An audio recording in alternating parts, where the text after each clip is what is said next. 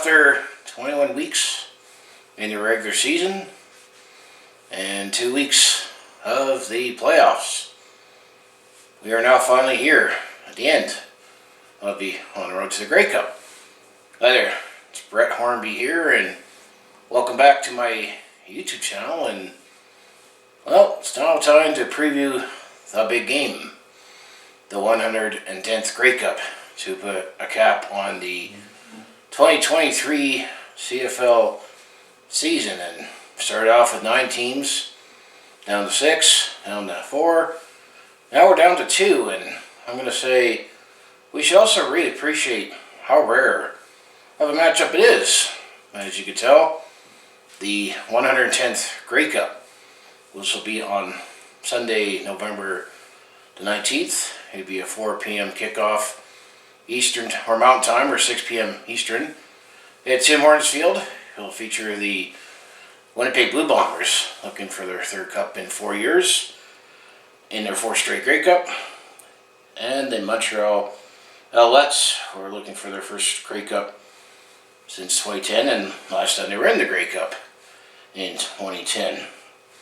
So Winnipeg and Montreal is ultimately going to be battling up for the Grey Cup. One team, I would say not really surprising, they're in the Grey Cup, but the other, I'm going to say, was a surprise. So how did we get here? So I'll do a quick recap of the 2 final games last week. We'll start off with the East final, and that's where the surprise came in, as the Montreal Alouettes, they did pull off an upset as they defeated the Toronto Argonauts 38-17. Montreal was the road team. Toronto was undefeated at home, and they were 16-2, and they were the first team to have a 16-win season since the 1989 Edmonton Eskimos. But just like that team also got upset in the West final for that side of the bracket against the Saskatchewan Roughriders, and actually that team ultimately won the Grey Cup. So could this be 10th sign? But as mentioned, it was 38-17 for the Montreal Alouettes. If you look at the numbers of the game, Cody Fajardo, the Montreal quarterback, he was 18 for 25 for 175 yards passing. He had a touchdown pass and 1 interception. However, I wouldn't say that's the whole story of the game. He also was the leading rusher, and on 5 carries he ran for 38 yards. And then the leading receiver was Tyson Philpott, twin brother of Jalen for the Stampeders, except Tyson's been healthy. He had 5 catches for 42 yards, and then Tyler Snead was the only receiver that scored a touchdown. However, Rich Stubblefield, he had 11 tackles. He had 1 interception. Same with Darnell Sankey, he also had an interception. Mark Dupuis had an interception, as well as Nitto also had an interception in this one. And then let's not forget the punt return by James Letcher Jr. He had a punt return for a touchdown after when Toronto was looking like they were coming back in, as well as the Hoy interception. So there were 2 pick sixes in this game as well by the Montreal Alouettes. So they were able to pull off the upset with all the turnovers and a couple pitch sixes. Because on the Toronto side of the ball, well, Chad Kelly, who is the most outstanding player, he was 21 from 36 passing. He had 246 yards passing together. He had 1 touchdown, but 4 interceptions. And he was also the leading rusher on 62 yards rushing on 8 carries. And then Unger the third was the leading receiver, 4 catches for 35 yards. And then Royce Metchie, actually that player that we traded for Cam Judge in Calgary, he had 5 tackles. So the big storyline of this game is the fact that the Montreal Alouettes, their defense got 2 pick sixes. They had created 9 turnovers on the Toronto Argonauts and got a kick return for special teams touchdowns. So when those things happen, and usually every football game is determined on like 4 or 5 plays, and you make those 4 or 5 plays, you'll likely come victorious. So that was the upset. Well, in the West Final, it pretty much came as expected and kind of in typical Winnipeg Blue Bombers fashion. It wasn't spectacular, and the other team, the BC Lions, they had some hopes, but ultimately the Winnipeg Blue Bombers, they won this one 24-13 to be the first team since the Edmonton Eskimos in the period 1977 to 1980 to make 4 straight appearances to the Grey Cup, and Zach Carreras being the first quarterback to start in. I'm assuming he's going to start tomorrow. Be the first quarterback to start in 4 straight Grey Cups. So looking at the quick numbers from the West Final, Zach Carreras, he was 14 for 21 for 158 yards, no touchdowns or interceptions. But the big story of this game for Winnipeg was Brady Oliveira. In 21 carries, he had 109 yards for a touchdown. And then the leading receiver for Winnipeg by far went to Kenny Lawler. He had 4 catches for 83 yards, no interception. And then Blake Cole was the linebacker who had 4 tackles and 1 sack, leading the way for the Winnipeg Blue Bombers. But Winnipeg had a balanced attack on defense as they had all season, and ultimately Willie Jefferson did play in this game. However, question marks remain about Adam Bigfield as he missed the game as he got injured in the first half of that game. And no sign of Dalton Schoen. Both those players are actually being done decisions. So on the BC side of the ball, Vernon Adams Jr., he didn't look as good against the Winnipeg Blue Bombers as he did against my Stampeders. He was 13 for 26 in passing for 121 yards. He did have an interception, and that was that Hail Mary that he threw at the end of the first half, but he had 3 interceptions. The leading rusher was Tyler Michel, who had 37 yards rushing on 5 carries. And then the leading receiver, well, Justin McInnes, he had a big game. He had 4 catches for 110 yards, but we didn't have Kane Hatchers. He did not play in this game, and it was Justin McInnes that caught that touchdown on the Hail Mary, and James Woods was the leading linebacker with 13 tackles. So I'm going to say, to summarize this game, Winnipeg grinded out a win as they won on the ground. BC, I think, on the strength of the Hail Mary, they were able to hang in there. But at the turning point of that game, ultimately, it was about 5 minutes to go in the fourth quarter.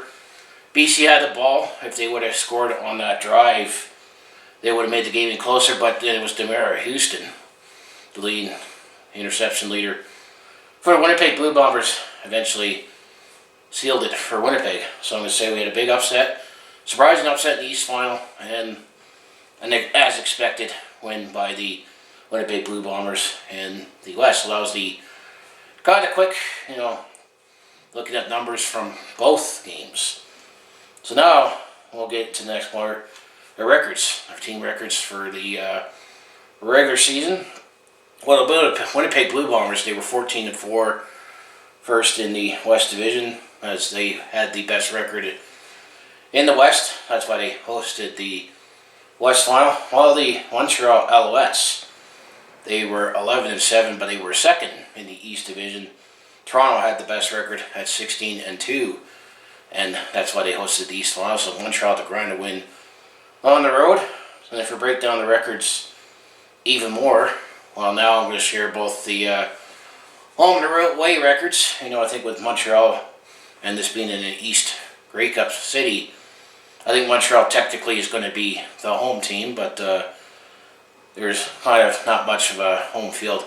I would say Montreal had a shorter trip.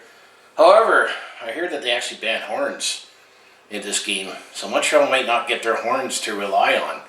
That you always hear at games in Montreal.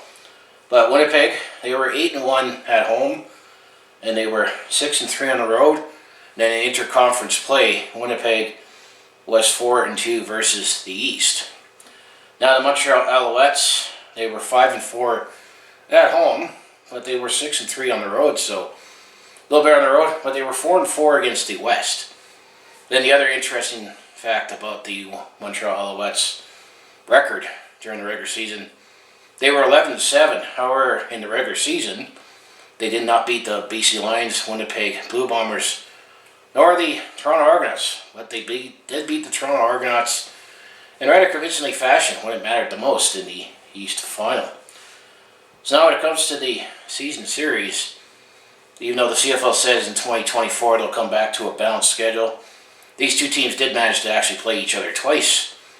During the season, the first time was Week 4. This game was in Montreal. Winnipeg won that one 17-3. That was early in the season. And then they met again in Week 12, the last time before this upcoming Grey Cup.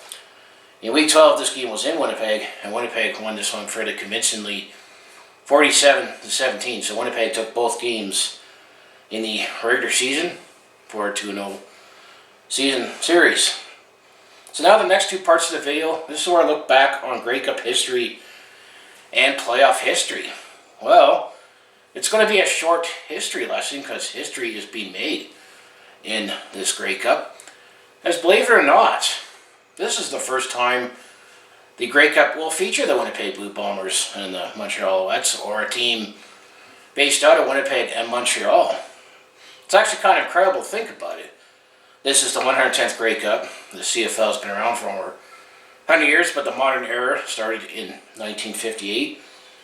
You would think, these two teams would play each other more often for the Grey Cup, especially much of the league history. Had 9 teams, sometimes 8, because Ottawa and maybe Montreal had some time they were not in the league. And then the only other times that there were more teams in the Grey Cup, or the CFL should say, was in 1994. We had 12 teams when the U.S. expansion happened, and 13 in 1995. So these two teams have never played each other for the Grey Cup. Now, playoff history. This also got thin as well, because usually when it comes to playoff history, keep in mind much of the history of the Winnipeg Blue Bombers were in the East Division to balance out the divisions when Ottawa was not part of the league, and there were other times where teams kind of played each other more often all around the league. But they actually only got 2 times that these two teams played, and that's going all the way back to 1958, and I couldn't find any more playoff matchups. So the last 2 times that these two teams played was both when Ottawa was not in the league, so both teams were in the same division. Well, in 2007, the East semifinal, the Winnipeg Blue Bombers won that game 24-22, and that was the year eventually Winnipeg went to the Grey Cup, but they lost to Saskatchewan. So that was the last time, 2007 East semifinal. And then the time before that, it was the 2000 East final. This time the Montreal Alouettes, they won this one 35-24. Just keep in mind that this was the home team in both cases. And Montreal eventually won that to go to the Grey Cup, which actually was here in Calgary, but they lost eventually to the BC Lions as they pulled off an upset. So they played each other only twice in the playoffs before they could find, basically going all the way back even beyond 1958. So first ever Grey Cup matchup, and first time, and only third time ever, that these two teams will play off each other in the playoffs, and first time for the Grey Cup. Now, before getting further, you might notice I'm wearing a Baltimore Stallions t-shirt.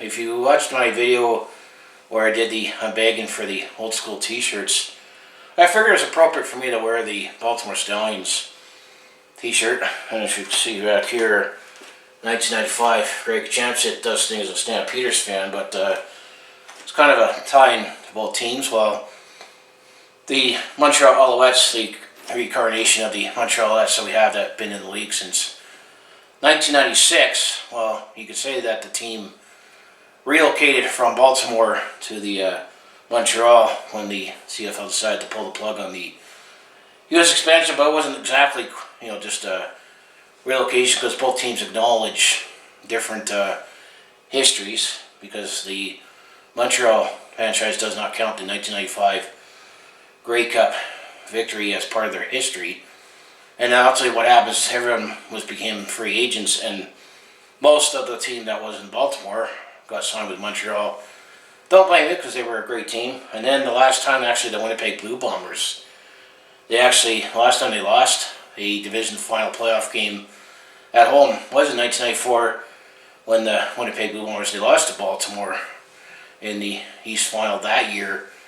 Eventually Baltimore went to the Grey Cup, but then they lost to the BC Lions 1994. So I figured for this video, over my Baltimore Stallions t-shirt, so you can watch my old school shirts unbagging video, because I actually did buy t-shirts for all the defunct US teams. So now this part of the video, let's talk about the last Grey Cup win for each team. Well, the Montreal Alouettes, they have the second longest Grey Cup drought in the CFL.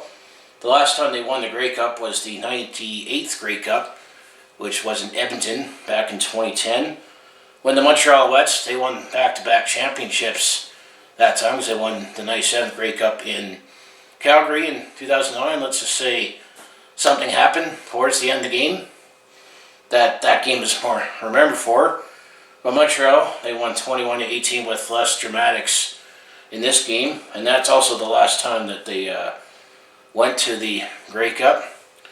Well, the Winnipeg Blue Bombers, well, this is their fourth straight trip to the Grey Cup. However, they lost last year by a point to the Toronto Argonauts. So the last time the Winnipeg Blue Bombers won the Grey Cup was the 108th Grey Cup, which actually a couple years ago was in Hamilton. That was during the shortened season to salvage something after something happened in 2020, and if that game was scheduled a week later, it might have not been played, given what was happening at the time. But ultimately, the Winnipeg Blue Bombers, they won that game 33-25 over the Hamilton Tiger Cats in overtime to spoil the party unfortunately for the Hamilton Tiger Cats. So Winnipeg is looking for their third Grey Cup in 4 years. They did not win last year, and they're looking to get it back this year after winning in 2021. Well, Montreal, they have not been to the Grey Cup, and the last time they won it was in 2010. So now if you look at Grey Cup records, both teams are actually hitting under 500. So the Montreal Alouettes, this is their 19th Grey Cup appearance overall. They're 7-11 in Grey Cup appearances, and this is first since 2010. And then the Winnipeg Blue Bombers, actually Winnipeg is a team that's been in the Grey Cup the most. This is their 28th appearance. They are 12-15 in Grey Cups. Mentioned fourth straight Grey Cup appearance since 2019, and then let's say the first team since the Edmonton Eskimos in 1977-1980 made 4 straight Grey Cups. And then Montreal, they've won 7 Grey Cups in their history, looking for their 8th.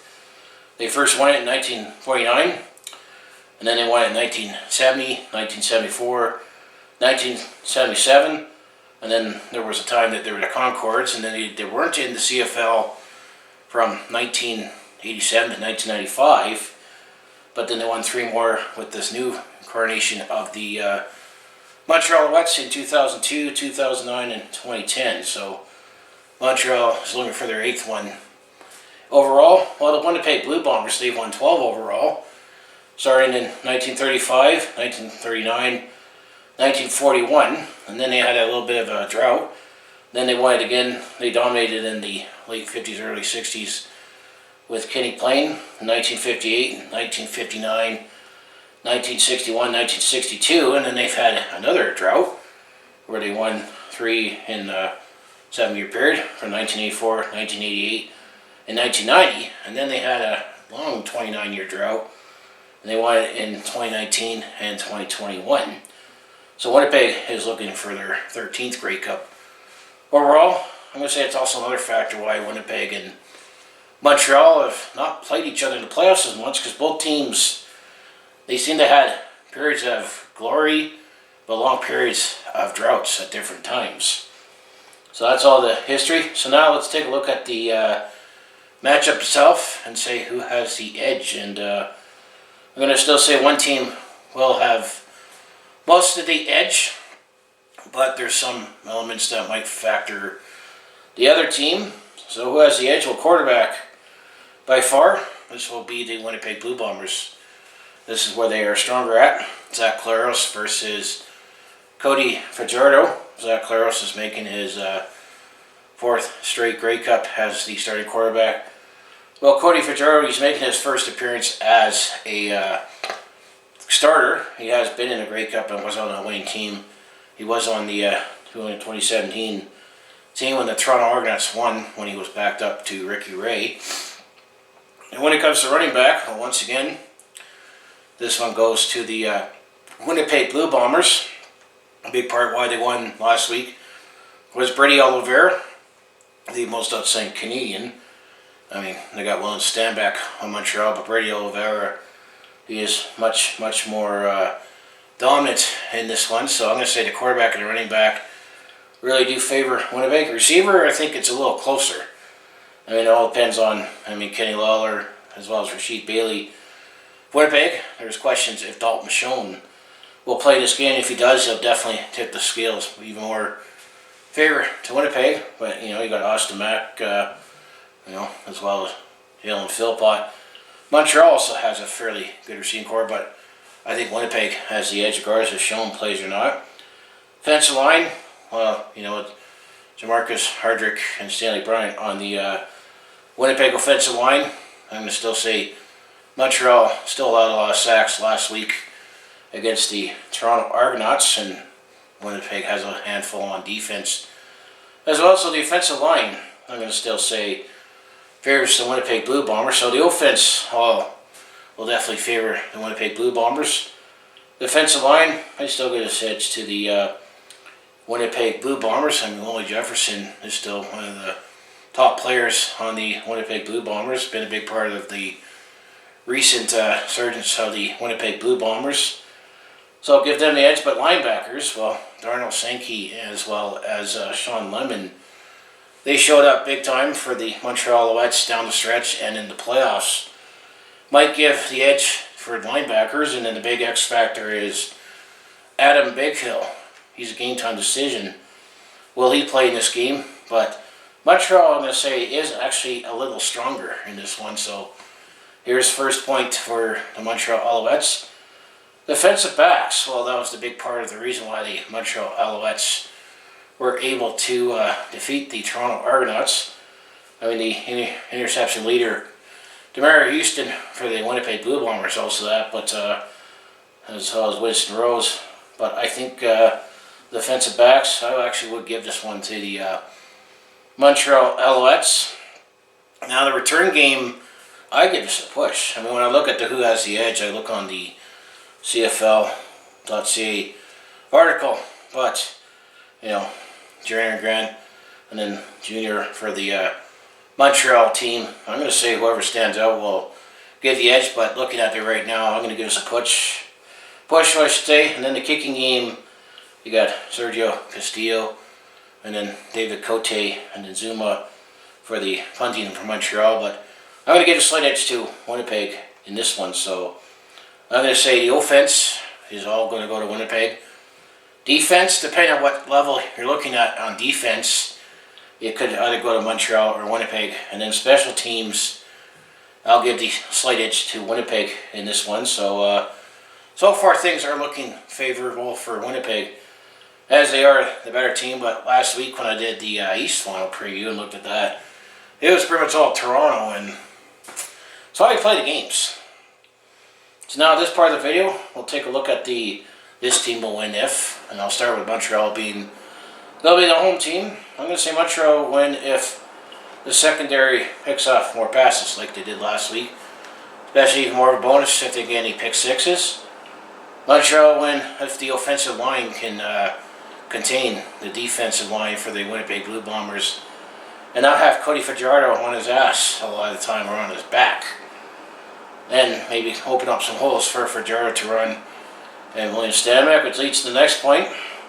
If they can outrun the Winnipeg Blue Bombers attack, if Montreal has a big running game and outrun the Winnipeg Blue Bombers, as tough that will be, but if they were able to pull that off, I think they'll win. The last one I said Mack attack in the air. Let's say if Austin Mack, I would pick him as the receiver to lead the way for the Montreal Alouettes if he has an outstanding performance Montreal might be able to pull off. It would be an upset if they win, but not as big as getting to the Grey Cup when they defeat Toronto. Winnipeg will win, well, running attack with Brady and company, Brady O'Leary or Johnny Augustine. If Brady O'Leary has just as big of a running game as he did last week against the BC Lions and as he had all season, that will definitely factor in Winnipeg's game plan. I'm going to say Zach Laros has the attack.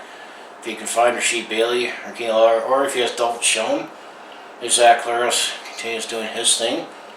Then I'm going to say if Willie Jefferson, if he keeps doing his thing on defense, collecting passes or getting sacks or even getting an interception, that would be another factor. And then the last one I put, Houston causes problems. If Demar Houston, if he gets a timely interception here and there in this game, which he did last week in the West Final, and if it's a close game and Winnipeg has the lead, if Demar Houston comes up with a huge interception, I think Winnipeg will be claiming home the Grey Cup for their third and fourth years.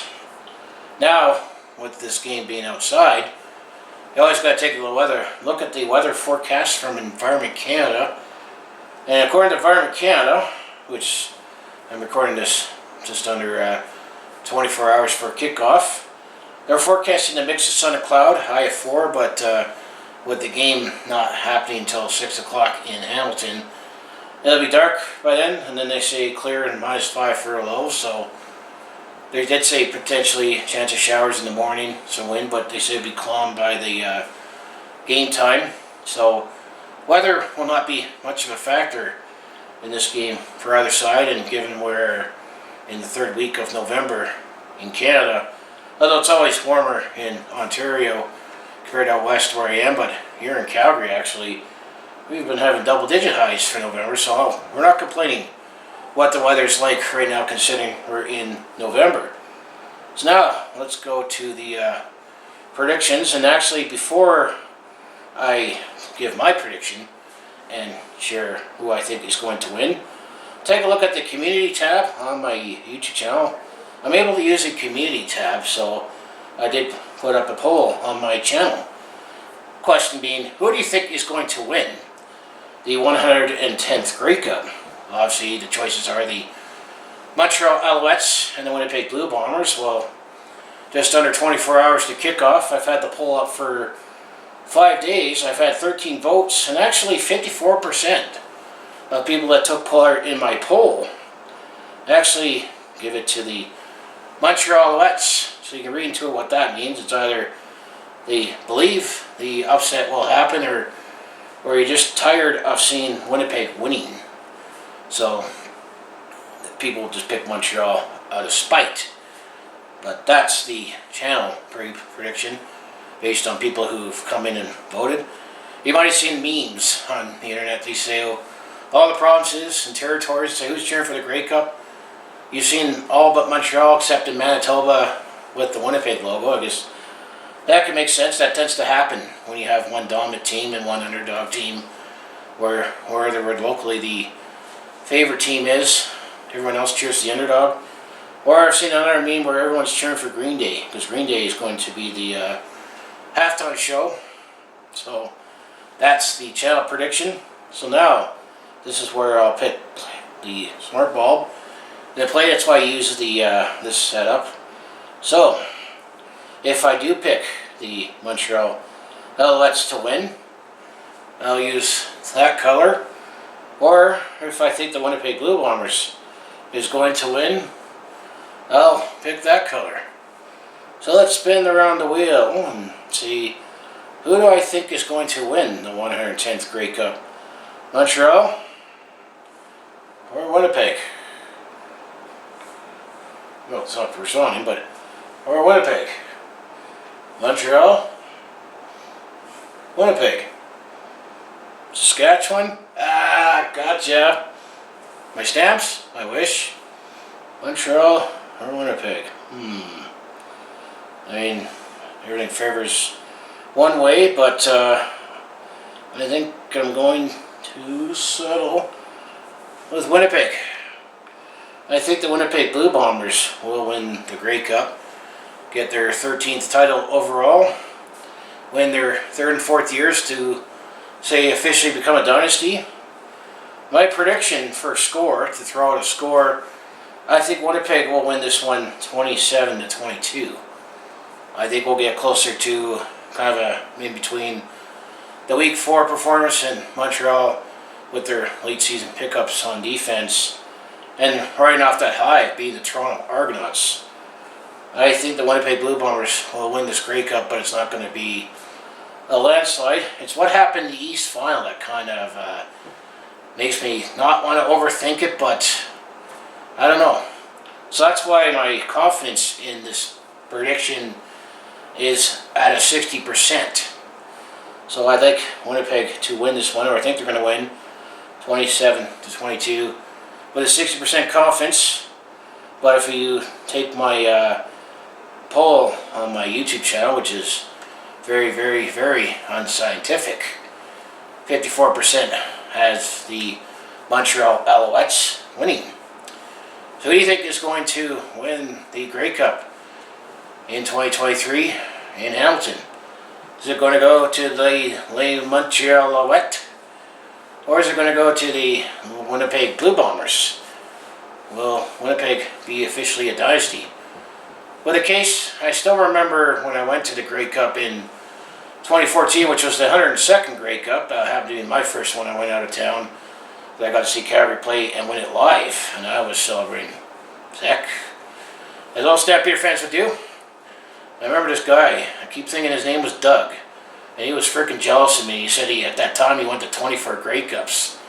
And he was still, at the time, finally wanted to see his team win it live. Hopefully for his sake, he got to go to more Grey Cups. And hopefully he got to go see that Grey Cup here in 2019 when Winnipeg broke the drought. I wonder if he's starting to get tired of it now. A fan like him. And then that Chris Matthew. I guess no more bets. Because if you remember the 2019 Grey Cup, he had that bet about not wearing pants until Winnipeg wins the Grey Cup. Then he thought in 2001, oh, Winnipeg's going to win the Grey Cup, no problem, or Calgary, because Winnipeg was the overwhelming favorites and Calgary pulled off an upset. And he wasn't allowed to wear pants to stay out his bet till 2019 other than big occasions, but I think he was a delivery person or a mail carrier, so that's kind of like that code. My dad is a courier, and I know that's kind of some unwritten thing if you're a delivery person or a mailman, that you're always wearing shorts regardless of what the weather is, but that was all the silly Grey Cup memories I have, and sadly I'm not in the Grey Cup this year. Cost of living inflation still keeps having its way, but still going to go enjoy the game either way. Appreciate this rare matchup, and I'm going to say thanks for watching all my content up to this point, and I just want to close out. I always say if you want to follow along with this Calgary sports fan's journey, just make sure you hit like, subscribe, and I have my other social media links down in the description below. So I'll say enjoy the Grey Cup. Thanks for watching, and I'll see you in the next video.